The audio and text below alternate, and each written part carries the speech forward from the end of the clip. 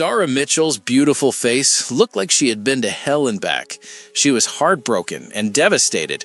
However, she had no idea that her life was about to change.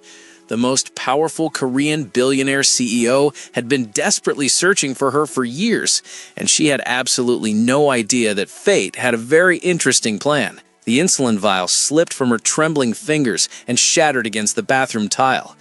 Zara Mitchell stared at the clear liquid spreading across the floor. $287 worth of her son's life wasted. Her bank account showed $14.76.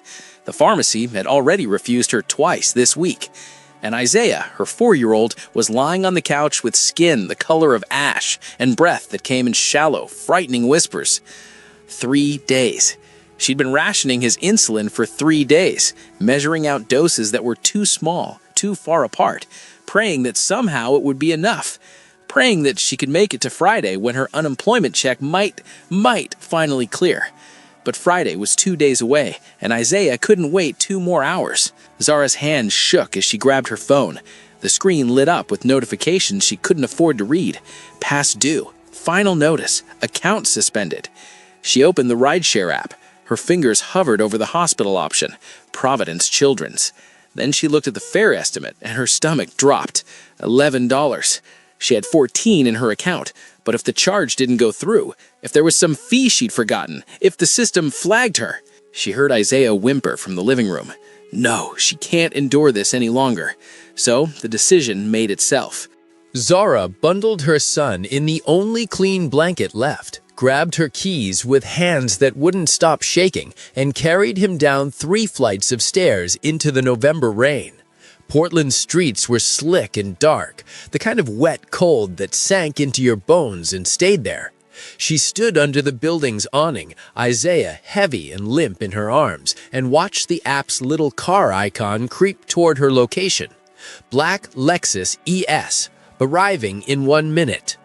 Can I ask you something? Have you ever made a choice in a moment of pure desperation? A choice that felt wrong but necessary, terrifying but inevitable.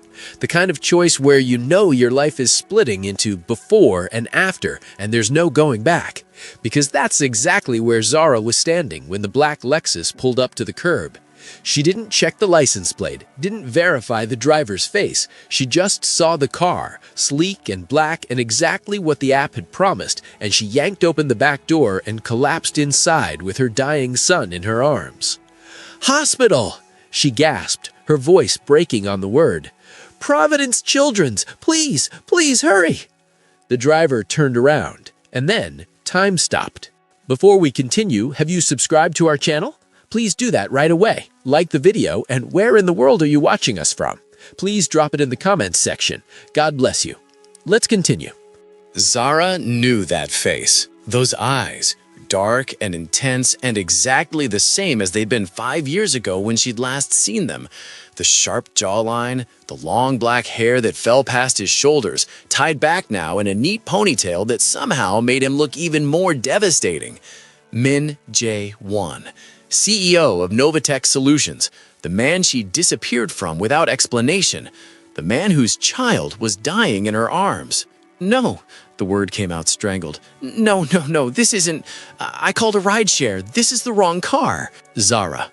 His voice was exactly as she remembered it. Quiet, controlled, the kind of voice that made boardrooms go silent and million-dollar deals close with a single word. "I need to get out. I need to—" She was already reaching for the door handle, her mind screaming at her to run, to get Isaiah away from here, away from him, away from everything this man represented. But Isaiah chose that moment to make a sound, a weak, thin cry that barely qualified as conscious, and Min's eyes dropped to the child in her arms. How long has he been like this? Min's voice had changed. The CEO was gone. What replaced it was something raw and urgent and almost frightening in its intensity. "That's none of your—" "Zara, how long?" She looked at Isaiah. His lips were cracked. His skin had that terrible grayish tint. His breathing sounded wrong. 3 days, she whispered. He hasn't had enough insulin for 3 days. Min's hands tightened on the steering wheel. For 1 second, his face showed something that might have been fury or grief or both. Then his expression went smooth and cold and absolutely terrifying. "Buckle up," he said, and floored it.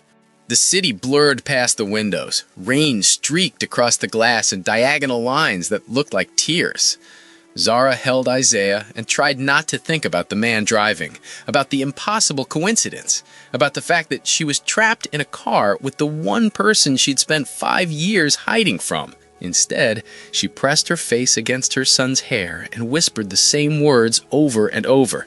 "Stay with me, baby. Stay with me. We're almost there. Stay with me." Isaiah didn't respond. The Lexus screeched to a stop in front of Providence Children's emergency entrance. Min was out of the car before Zara could process what was happening.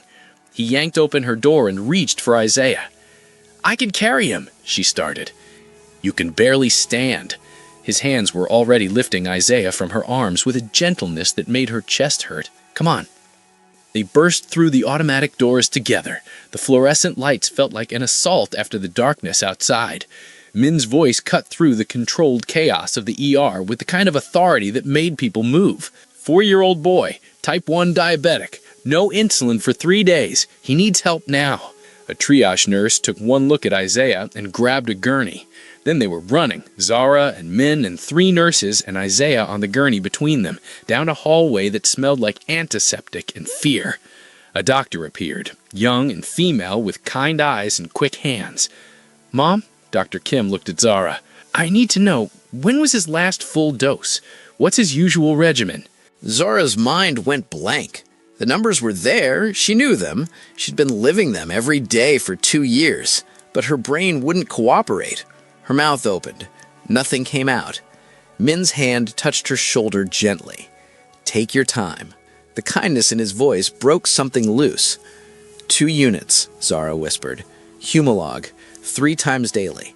His last full dose was 72 hours ago. Since then, I've only been able to give him half a unit twice a day. Dr. Kim nodded sharply, already moving. "All right, we've got him. We need to get his glucose down fast and stabilize him, but I need you both to wait outside." But Zara reached for Isaiah.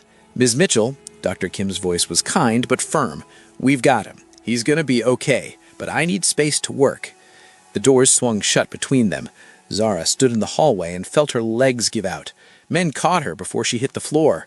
He guided her to a plastic chair in the waiting room and sat down 2 seats away, giving her space she hadn't asked for but desperately needed. 10 minutes passed in silence.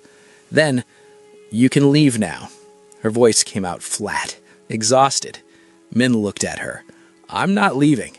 Min, I can't do this right now. I'm not asking you to do anything. I'm just staying until you know he's okay." Zara laughed, and it came out bitter. "Why? So you can feel like a hero? You don't owe me anything." "Maybe not." Min's voice was very quiet. "But I owe him." She looked at him then, really looked at him for the first time in 5 years. He'd changed. There were lines around his eyes that hadn't been there before. His hair was longer. He looked tired in a way that went deeper than missed sleep. "You don't even know him," she said. "I know he's mine."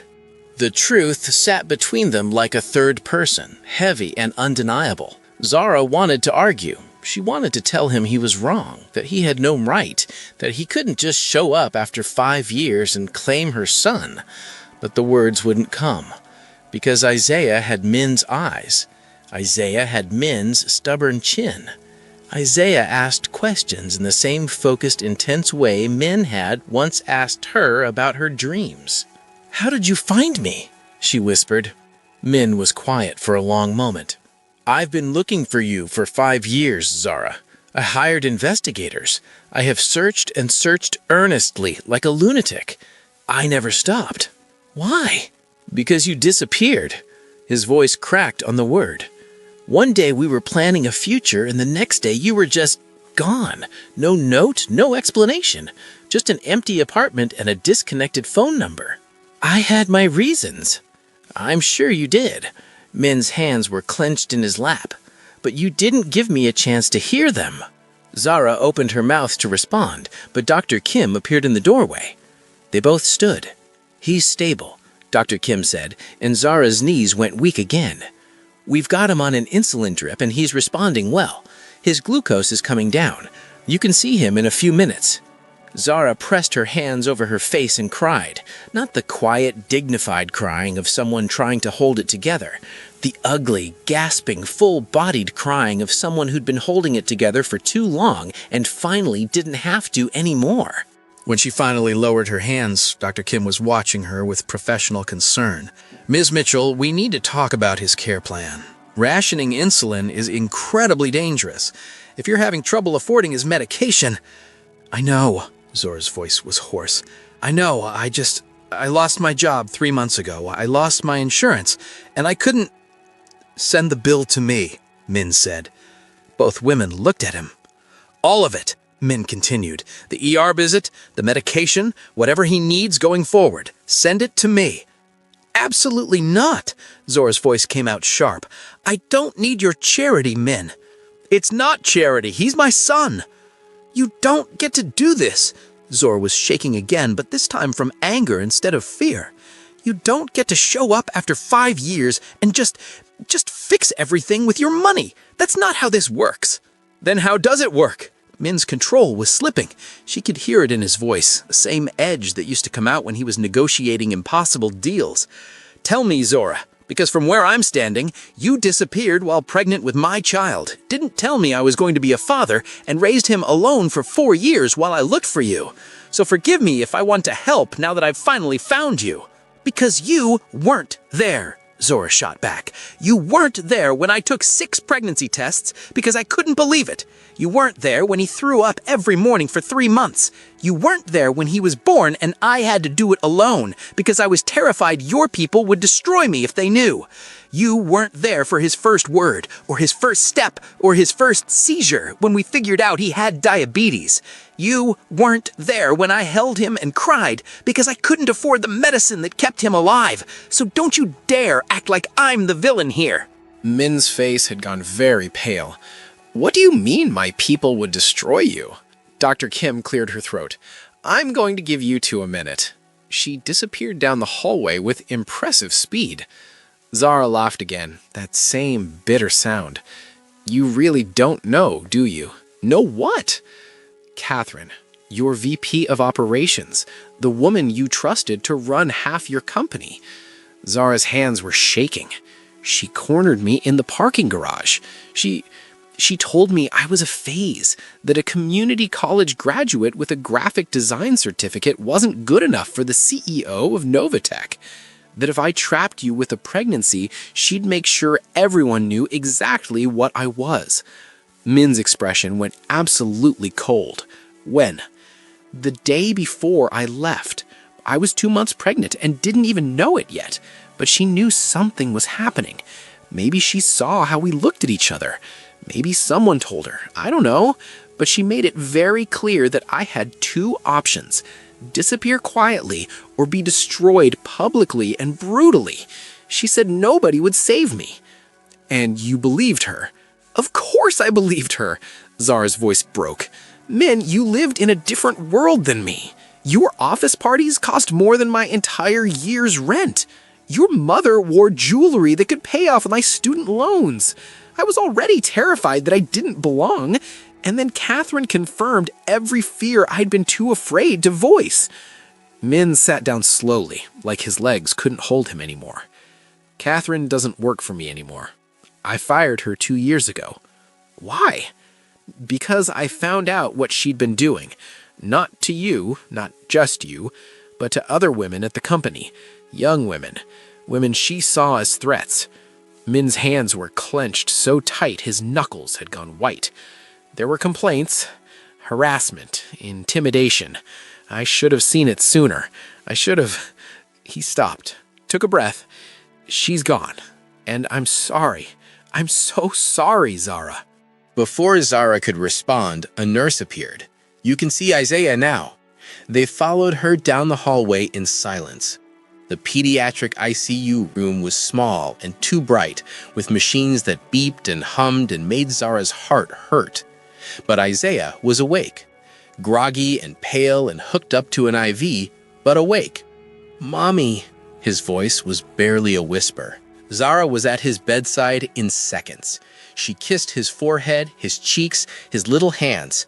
"I'm here, baby. You're okay. You're going to be okay." Isaiah's eyes drifted past her to the doorway, where Min stood, hanging back like he wasn't sure he was allowed to be there. "Who's that?" Isaiah asked. Zara froze. Her mind went completely blank. She looked at her son, her beautiful, curious, brave little boy, and couldn't find the words. Min saved her.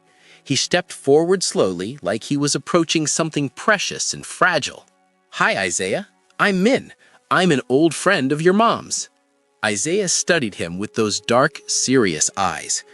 "You look like me." Min's breath caught audibly. "Do I?" "Yeah, we have the same eyes, and the same nose." Isaiah tilted his head. "Are you my daddy?" The question fell into the room like a bomb. Zara opened her mouth, closed it, looked at Min. His face had gone through about 6 different emotions in 2 seconds. He looked at her, a question in his eyes, asking permission. She nodded. Min crouched down next to the bed so he was eye level with Isaiah. "Yeah, buddy, I am." "Oh," Isaiah considered this. "Where have you been?" "Looking for you and your mom for a very long time." "Did you get lost?" "Something like that." "That's okay. Mommy says everybody gets lost sometimes." Isaiah yawned. "I'm tired." "Then you should sleep." Min's voice was soft in a way Zara had never heard before. "I'll be here when you wake up. Promise?" "Promise." Isaiah's eyes drifted closed.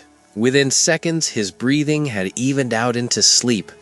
Min stayed crouched by the bed, one hand resting on the railing, staring at his son like he was trying to memorize every detail. Zara watched them and felt something in her chest shift and rearrange itself. They moved to the hallway. Neither spoke for a long time. Finally, Min said, "I want to be in his life. I know. I want to help, however I can, whatever you need." "Min, I have a position open at my foundation, Director of Community Outreach. It's real work, Zara. I'm not talking about charity here, and it comes with full benefits, health insurance that would cover Isaiah's care completely." Zara stared at him. "You can't be serious." "I'm completely serious. Min, we can't just... She gestured helplessly between them. 5 years. We haven't seen each other in 5 years. And now you want to offer me a job and insurance, and this is insane." "Maybe. But your son needs consistent medical care. You need stable employment, and His voice cracked. "I need to know you're both safe. Let me do this, please." There were 1,000 reasons to say no. Pride, fear, the memory of Catherine's face in that parking garage, the knowledge that taking help from Min meant giving up the independence she'd fought so hard to maintain. But there was Isaiah, sleeping in that hospital bed, his life dependent on medicine Zara couldn't afford. "I'll think about it," she said finally. Min nodded. "That's all I'm asking." Now, here's something I need to tell you before we go any further, because this part is important, and I need you to really hear it. Sometimes the people we're most afraid to trust are the exact people who end up saving us. Not because they're perfect, not because they have all the answers, but because when we finally let them in, they see us for who we really are. And that's what was about to happen to Zara, whether she was ready for it or not. 3 weeks later, Zara stood in her new office at the Novatech Foundation and tried to convince herself this was real. She'd taken the job, not because she wanted to, though the work itself was exactly the kind of thing she'd dreamed about doing when she was younger and still believed in changing the world, but because Isaiah needed insurance, because her apartment lease was up, because Min had made one final offer she couldn't refuse: temporary housing in his guest suite until she found her own place. It was practical, logical, completely insane. The guest suite turned out to be bigger than her entire previous apartment. Isaiah had his own room with a bed shaped like a race car and more dinosaur toys than one child could play with in a lifetime. There was a kitchen that actually had counter space, a bathroom with hot water that didn't run out after 5 minutes, windows that looked out over Portland's skyline. Min gave them space. He left early for work and came home late. When they did cross paths, he was unfailingly polite and distant, like they were roommates instead of whatever they were. But Isaiah had other ideas. "Can Min read me a story tonight?" Isaiah asked one evening, looking up from his dinosaur coloring book with those big, hopeful eyes. Zara was making dinner, or trying to. The kitchen was too nice. She kept forgetting where things were. "Baby, Min is really busy. He promised. When I got better, he said he'd read the dinosaur book." Zara's hands stilled on the cutting board. She hadn't known about that promise. She hadn't realized Min and Isaiah had been talking enough to make promises. "Okay," she said quietly. "I'll ask him." Min said yes, of course. After dinner, Zara stood in the doorway of Isaiah's room and watched as Min settled into the race car bed and opened the encyclopedia of dinosaurs Isaiah had insisted on. Isaiah was already in his pajamas, glucose monitor on his arm, insulin pump clipped to his waistband, all the equipment that kept him alive, now fully covered by the insurance Min's job provided. Min read about T-Rexes and velociraptors in his quiet, serious voice. Isaiah interrupted with questions every 30 seconds. Min answered each one patiently, never rushing, never brushing him off. When Isaiah's eyes started to drift closed, he made one last request. "Will you still be here tomorrow?" Min's hand stilled on the page. "Yeah, buddy, I'll be here." "Every day?" "Every day." Isaiah smiled and fell asleep with his head on Min's arm. Zara watched from the doorway as Min carefully extracted himself and tucked the blanket around Isaiah. When he turned and saw her, something crossed his face, something vulnerable and almost frightened. "He's incredible," Min whispered. "I know." They stood in the hallway. The space between them felt electric and terrifying. "Thank you," Zara said, "for the job, the insurance, this place, all of it." "You don't need to thank me." "Yes, I do. You didn't have to." "Zara," Min looked at her, and his expression was so raw it made her chest hurt. "I've missed 4 years of his life.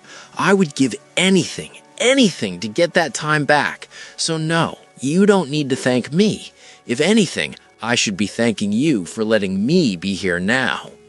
She didn't know what to say to that, so she just nodded and retreated to her room. But she couldn't sleep. Her mind kept replaying the image of Min reading to Isaiah, of Isaiah's question, "Will you still be here tomorrow?" Of the way Min had answered without hesitation every day. Around midnight, she got up for water. The kitchen was dark, except for a light under Min's office door. She was about to knock, to say what she didn't know, when she heard his voice. "I know it was risky, Marcus, but I couldn't just walk up to her. She would have run." Zara froze. "So you let her think it was coincidence?" A man's voice, Marcus, Min's assistant, came through on speaker. "Min, if she finds out..." "She won't. The surveillance photos are locked in my office. No one has access. 3 weeks of watching her before you made contact. If that comes out, it won't." Zara's blood went ice cold. She backed away from the door, made it to her room, sat on the bed with her hands shaking. Surveillance photos. 3 weeks of watching. You let her think it was coincidence. The wrong car hadn't been wrong at all. She couldn't breathe, couldn't think. Her mind was racing through every interaction since that night. The way Min had been parked so perfectly. The way he'd known to unlock his doors. The way he'd seemed almost prepared for her to get in. It was 2 a.m. She should wait until morning to confront him. Should think this through rationally. Instead, she marched to his office and threw open the door. Min looked up from his computer, startled. "Zara!" "Surveillance photos. Where are they?" His face went very still. "You heard." "Yes, I heard. I heard you tell Marcus that you've been watching me, that the car wasn't an accident, That you let me think it was fate, when really you were just... what, stalking me? Min stood slowly. That's not what happened. Then tell me what happened, Min, because from where I'm standing, it looks like you manipulated me, again. I found you 3 weeks before that night. Min's voice was steady, but Zara could see the tension in his shoulders. My investigator finally tracked you down, and I spent those 3 weeks trying to figure out how to approach you without making you disappear again. So you followed me instead. I watched from a distance. I learned your routine. I was trying to find the right moment. The right moment to what? Trap me? To talk to you. Min's control cracked. To figure out how to have a conversation with the woman I loved who vanished without a trace 5 years ago. I was terrified, Zara. Terrified that if I got it wrong, you'd run and I'd lose you both forever. So you staged the car? No. I sat outside your building that night trying to work up the courage to knock on your door. And then I saw you stumble out with Isaiah and I knew something was wrong. I unlocked my doors. That's it. I didn't plan for you to get in. I didn't plan for him to be sick. When I saw him limp in your arms, I didn't think. I just acted. By lying to me. By being there when you needed me. Don't you dare. Zara's voice shook. Don't you dare act like this was noble. You took away my choice. You let me believe it was fate, that the universe brought us together when really you were controlling the situation. I wasn't trying to control you. I was trying not to lose you. By lying. Min didn't have an answer for that. Zara laughed bitterly. You know what the worst part is? I was starting to trust you again. I was starting to think maybe this could work. And now I find out it was all built on another lie. Zara, please. I'm taking Isaiah and we're leaving in the morning. No. Min's voice was sharp. You can't. Watch me. She turned to leave. Min caught her arm, gently but enough to stop her. Let me go, she said. Not until you listen to me. I've heard enough. I love you. The words came out raw and desperate. I loved you 5 years ago and I never stopped. And yes, I made a terrible choice. I watched you for 3 weeks instead of just knocking on your door. I let you think the car was coincidence because I was scared and stupid and I didn't know what else to do. But I wasn't trying to manipulate you, Zara. I was just trying not to lose you again. Zara wrenched her arm free. Love isn't supposed to come with surveillance photos, Min.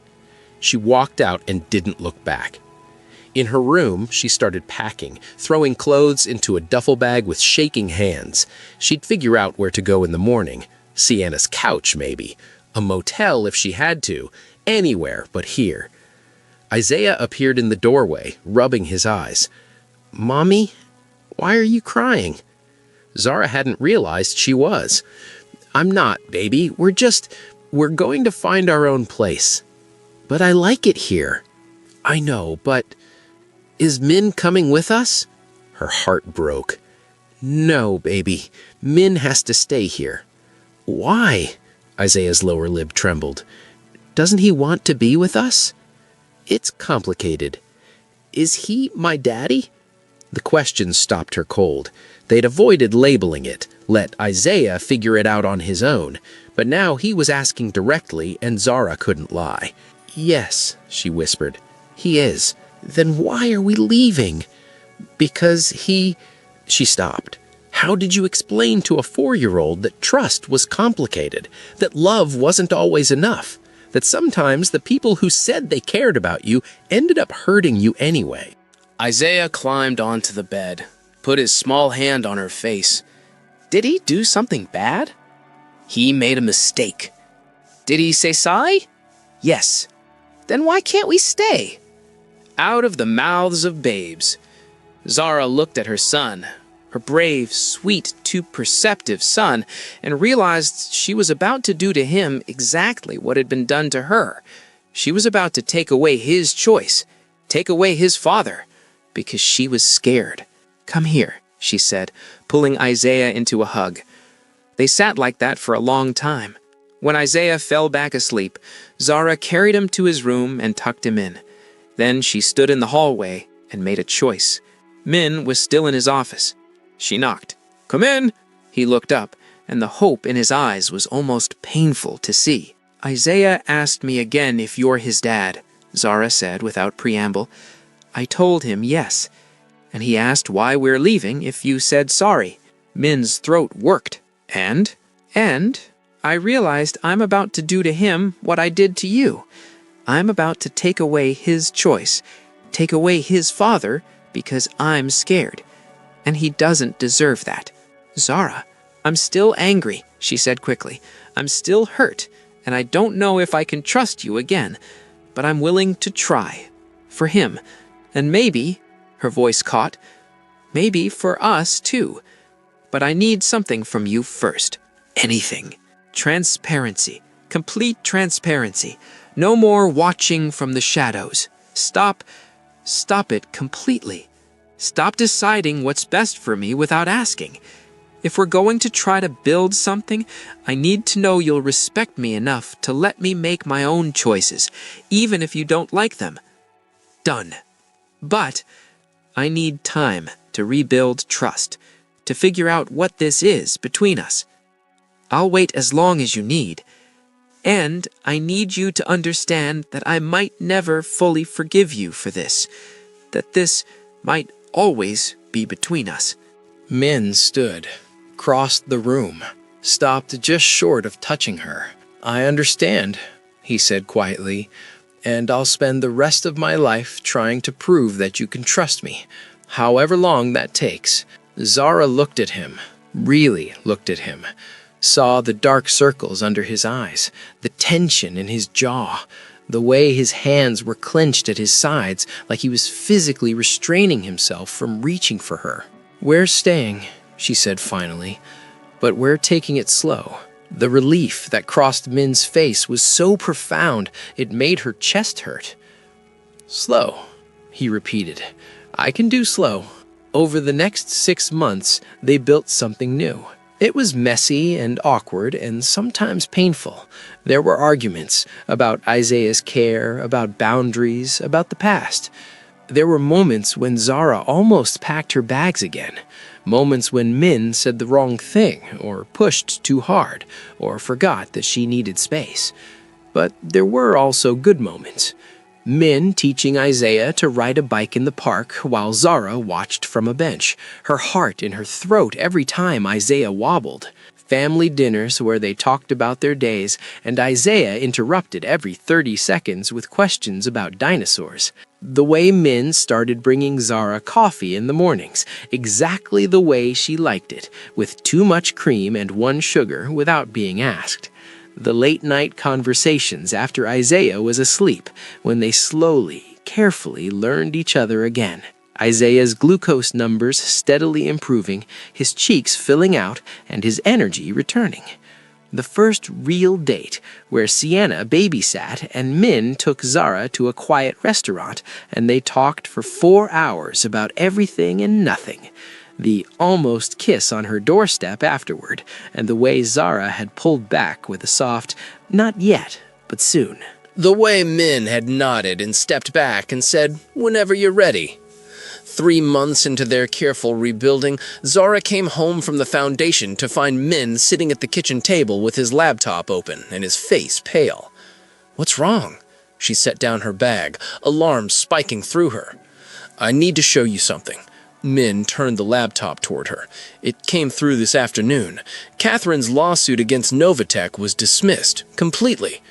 Zara's breath caught. She'd known about the lawsuit. Catherine had filed it 6 months after being fired, claiming wrongful termination and defamation. Min had been dealing with it quietly, not wanting to burden Zara with details. "That's good, right?" Zara said carefully. "It gets better." Min pulled up another document. The judge didn't just dismiss it. He sanctioned her attorney for filing a frivolous suit. And then, he scrolled down, 3 of the women Catherine harassed at Novatech have filed a joint civil suit against her personally for workplace harassment, intimidation, and conspiracy to interfere with employment. Zara sank into a chair. She's being sued? By the people she hurt, the women she made feel small and powerless and afraid. Min's voice was quiet but fierce. One of them is the junior graphic designer who replaced you. Catherine told her the exact same thing she told you, that she wasn't good enough, that she was just a phase, that if she tried to advance, she'd be destroyed. What happened to her? She recorded it, every conversation, and built a case over 8 months, and when she finally went to HR, she had 12 other women ready to corroborate. Min looked at Zara. You weren't the only one she did this to. You were just the first one who left instead of fighting. The words hit Zara like a physical blow. I ran, she said softly. I just ran. You survived, Min corrected. You protected yourself and your son. That's not running, Zara. That's choosing to live. But if I'd stayed, if I'd reported her back then, she might have destroyed you. She had power and connections and the willingness to use both. Min reached across the table, stopped just short of touching her hand. You made the choice you needed to make, and because you survived, because you're here now, you've been able to help hundreds of other families through the foundation. That matters. Zara stared at the laptop screen, at Catherine's name in black and white, finally facing consequences.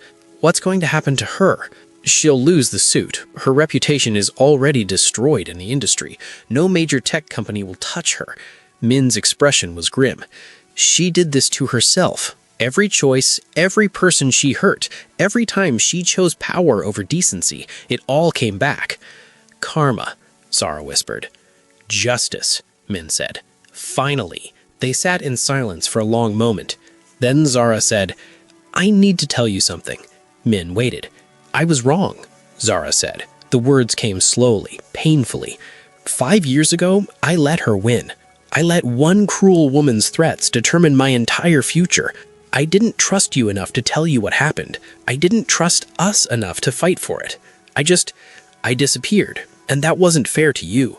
Zara, let me finish. She took a shaky breath.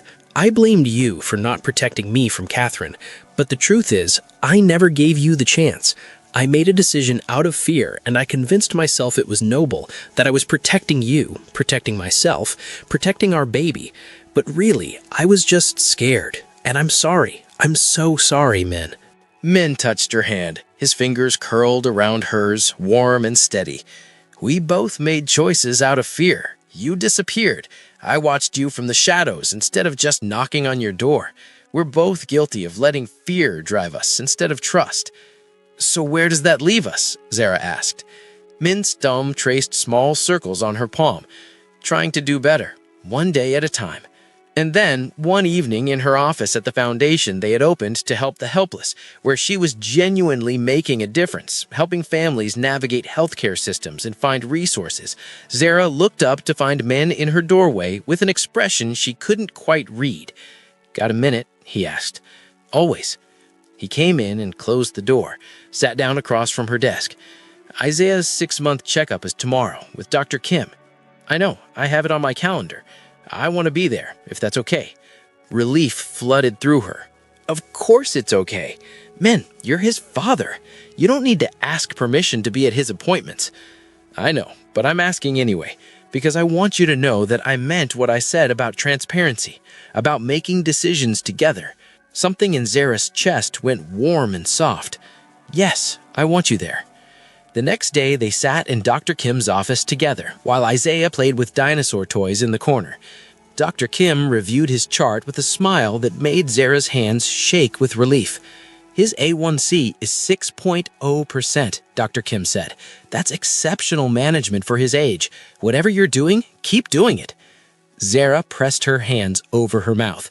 6 months ago, she'd been rationing insulin. Now her son was thriving.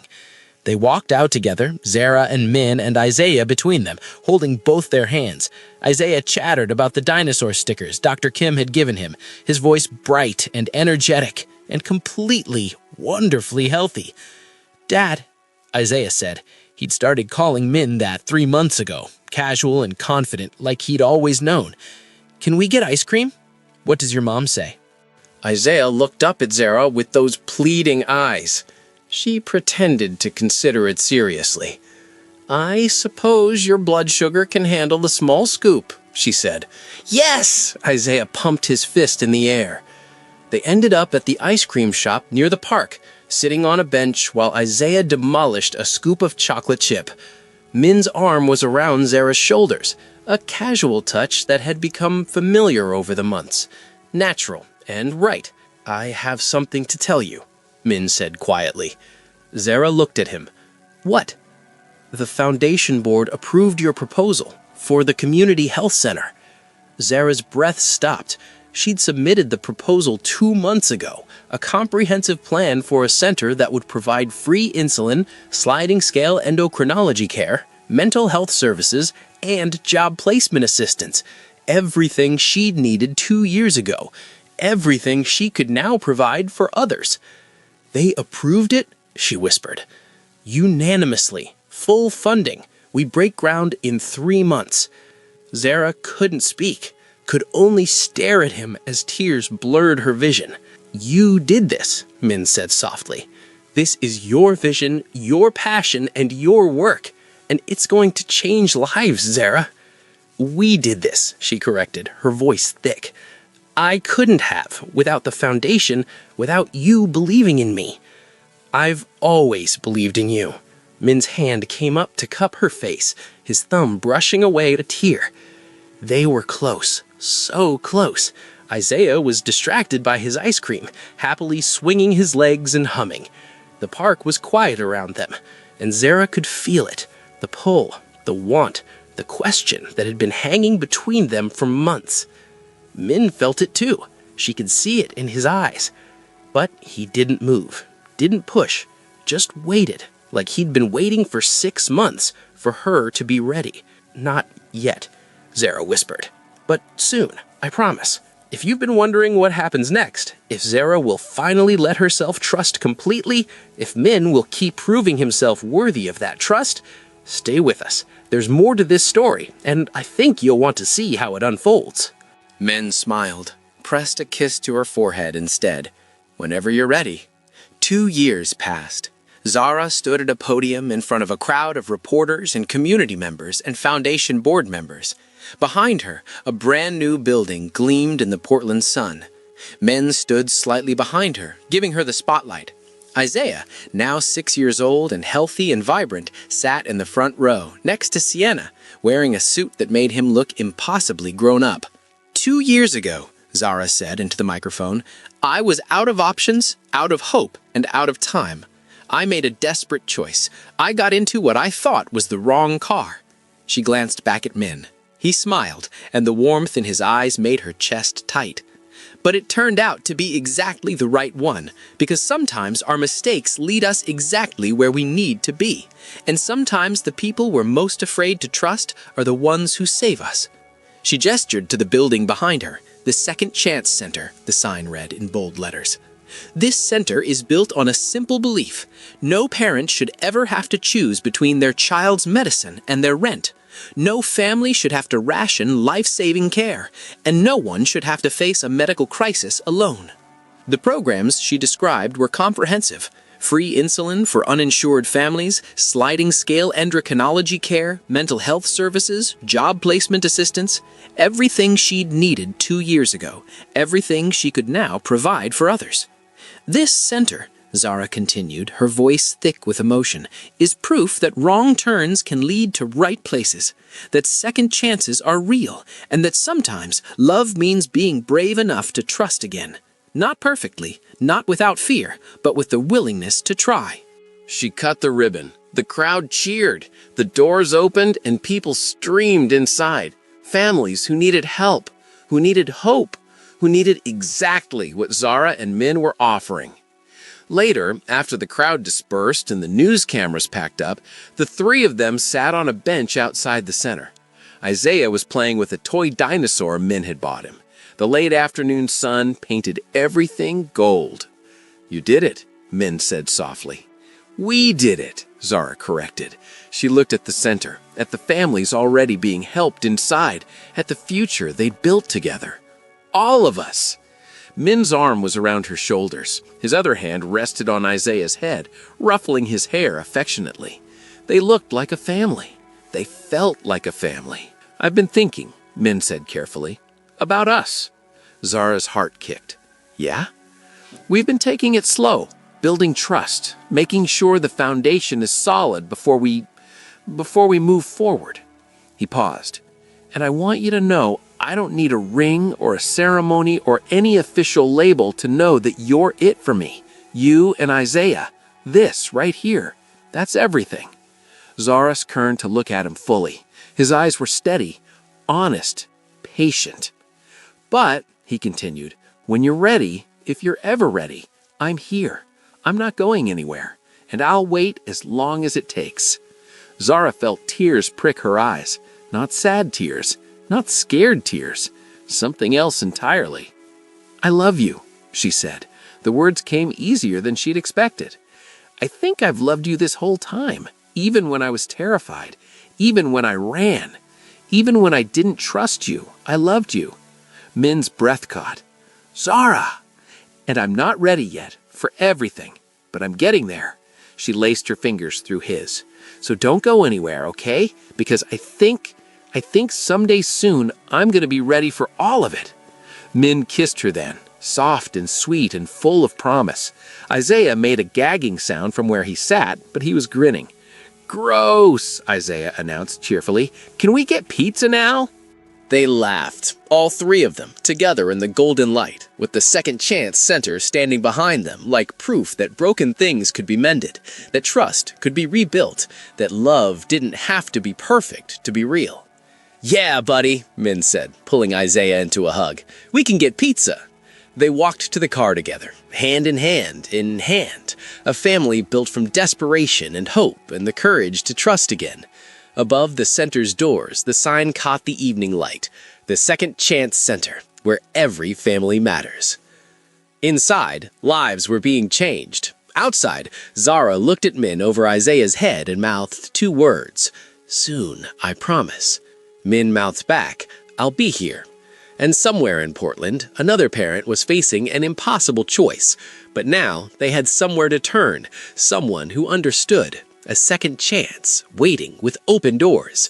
Because sometimes the wrong car is exactly the right one. And sometimes love doesn't need a wedding to be forever. Life punished Catherine for her wickedness and blessed Zara, Min, and Isaiah with their one big family. Sometimes life can be that merciful. Thank you for watching. Subscribe if you haven't, because more interesting stories are coming your way. Don't go anywhere, and I will see you in the next story. K Afro Tales. The weak will become strong one day.